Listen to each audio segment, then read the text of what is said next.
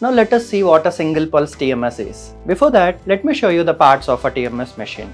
So what you are seeing is a RTMS machine, and what exactly is there inside the machine is simply, I'll make things very simple for you. There is a capacitor inside that will discharge the current.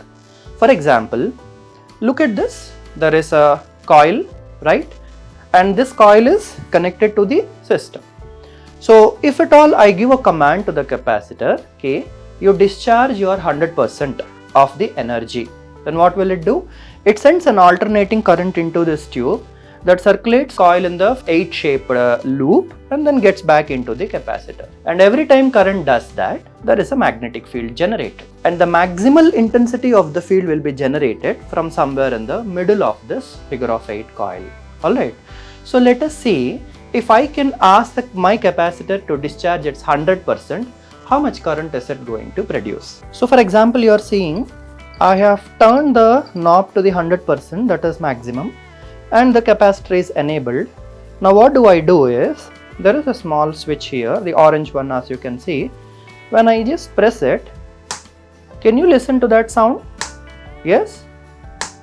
Yes, I hope you are able to listen to that sound.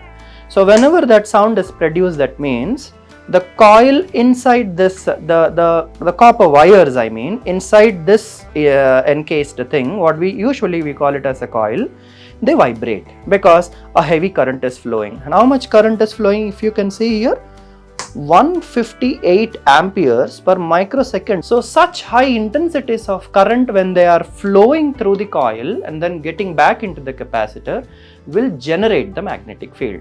And stop. It is at this point you will have a big question. What is the question? Oh my God, they're dealing with a very high currents. Come on. The current is being flown into the circuit and not into the brain, right? That is what we have learned from TMS. So an alternating current is what flowing through the coil, but what ultimately comes is a magnetic field, and that is what is going into my patient's brain. And hence this is quite comfortable and pain-free to my patient. Now I will show you, when I give a single pulse to one of my volunteers, how I can reproduce the experiment done, as I said, by the Barker and his team. I am going to put this coil over the motor area of her brain, and we will see how her right hand thumb will twitch. That means an involuntary contraction. So now let us perform the single pulse TMS on our volunteer. So she is Prasanna, she is our TMS operator. Thanks Prasanna. Yeah. So what am I going to do now? I will place the coil over her motor cortex on the left side, somewhere in this angle. And when I give a single pulse, I'll expect a twitch in this right hand. Now what is the intensity am I going to give? Am I going to hit her with the 100%? Absolutely not. Because I should see what is the least possible intensity she can take. Alright. So I will turn the system back to 50. This is how we usually start the technique with. And at 50%, I'll place the coil over her motor cortex. And once I give a single pulse, you will be listening a tick sound. And at the same time, let us see if at all there will be a twitch in her hand. Wow. So can you see that? So every time I am sending a single pulse and there is a tick sound, we were able to notice a twitch in her finger. That means what? Is 50 the least possible intensity?